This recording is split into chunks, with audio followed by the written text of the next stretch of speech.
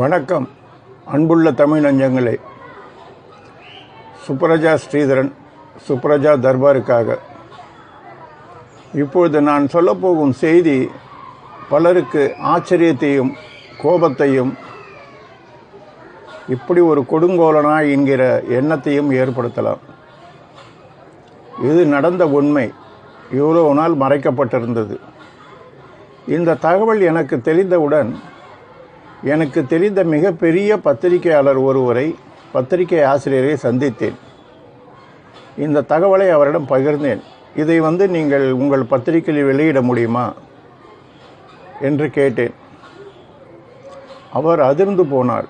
வேண்டாம், இது மிகப்பெரிய பிரச்சனையை உண்டு பண்ணும், என் உயிருக்கும் ஆபத்து, உங்கள் உயிருக்கும் ஆபத்து என்றார்.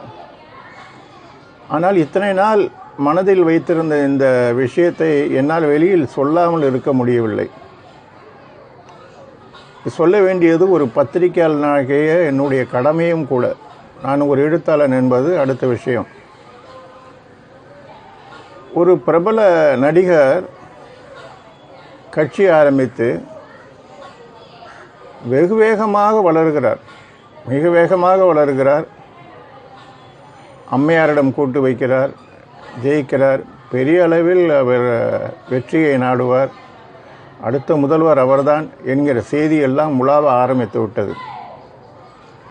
இந்த சமயத்தில் அவருக்கு தொண்டையில் சிறு பிரச்சனை வருகிறது, வோக்கல் கார்டில் சின்ன பிரச்சனை வருகிறது. அவர் தனக்கு தெரிந்த நண்பர் மூலம், அவரும் ஒரு அரசியல்வாதி தான், அவரது கட்சியிலே இருப்பவர், ஒரு சரியான டாக்டரை பாருங்கள் என்றவுடன் அவர் ஒருவர் பெயரை சஜஸ்ட் செய்கிறார். இந்த நடிகர் அவரிடம் ஆப்ரேஷனுக்காக ஒரு தேதியை நிச்சயம் செய்கிறார்கள். அந்த டாக்டர் இன்னொரு பெரிய கட்சி தலைவரின் நண்பர், நெருங்கிய நண்பர். அவர் இந்த தகவலை அவரிடம் சொல்லுகிறார். இந்த கட்சி தலைவர் தனது பிரச்சனைக்காக என்னிடம் ஆப்ரேஷனுக்கு வருகிறார் என்கிறார். அந்த செய்தி காதில் தேன் பாய்ந்தது போல் ஆகிறது அந்த இன்னொரு கட்சி தலைவருக்கு. அவர் சொல்கிறார், நான் உனக்கு 1 கோடி ரூபாய் தருகிறேன், நான் சொல்வதை செய்வாயா என்று கேட்கிறார். நீங்கள் என்ன சொன்னாலும் நான் செய்கிறேன் தலைவரே என்கிறார் அவர். எனக்கு பணம் முக்கியம் அல்ல என்கிறார். நீங்கள் சொல்வதற்காகவே நான் இதை செய்வேன் என்கிறார். என்ன செய்ய வேண்டும் சொல்லுங்கள் என்கிறார். நம்மிடம் ஒருவர் கேள்வி கேட்கும்போது அந்த கேள்வியை உள்வாங்கி மூளையில் உள்ள சமிஞ்சைக்கு அனுப்பும் ஒரு நரம்பு இருக்கிறது. யார் கேள்வி கேட்டாலும் அந்த நரம்பு மூலம் அது மூளைக்கு சென்று பதில் சொல்வார்கள். அந்த நரம்பை குறிப்பாக கண்டுபிடித்து கத்தரித்து விடும்படி சொல்லிவிடுகிறார் அந்த தலைவர். முதலில் டாக்டர் அதிர்கிறார். பின்னால் அவர் சொல்வதை செய்யாமல் இருக்க முடியாது, செய்து விடுகிறார். அதன் பின் அந்த கட்சி தலைவரின் போக்கு, அதாவது ஆப்ரேஷனுக்கு பிறகு மிகவும் தெளிவாக இருந்த அவரது பேச்சு குளற ஆரம்பித்தது, உளர ஆரம்பித்தார். மேடைகளில் அசிங்கப்பட்டார், பத்திரிகையாளரிடம் அசிங்கப்பட்டார். என்ன நடந்தது, எங்கு தப்பு நடந்தது என்று தெரியாமல் திகைத்தார். கொஞ்சம் கொஞ்சமாக அவரை மனதை தேற்றினார்கள் வீட்டில் உள்ளவர்கள். என்ன நடந்தது என்று உண்மை அவர்களுக்கு தெரியாது. கடைசியில் சமீபத்தில் அவர் சிங்கப்பூர் சென்றிருந்தபோது ஒரு டாக்டர் அவரை பரிசோதனை செய்யும்போது அந்த விஷயத்தை கண்டுபிடித்து விட்டார்.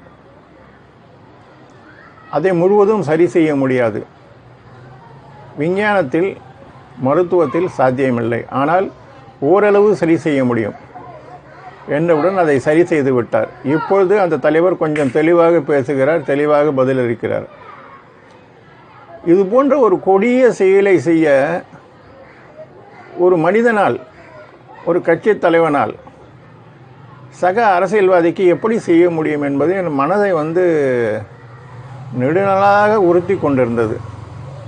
இந்த செய்தியை உங்களுக்கு சொல்ல வேண்டும் என்பதற்காக சொல்கிறேன்.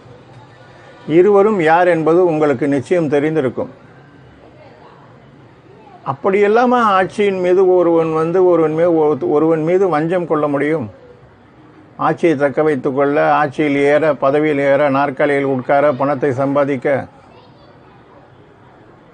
கண்ணை மூடினால்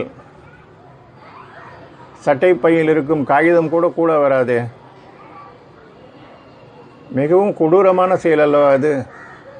என் மனதை உறுத்தி கொண்டிருந்த செய்தியை உங்களுக்கு சொல்லிவிட்டேன். உங்கள் நண்பர்களுக்கு சொல்லுங்கள்.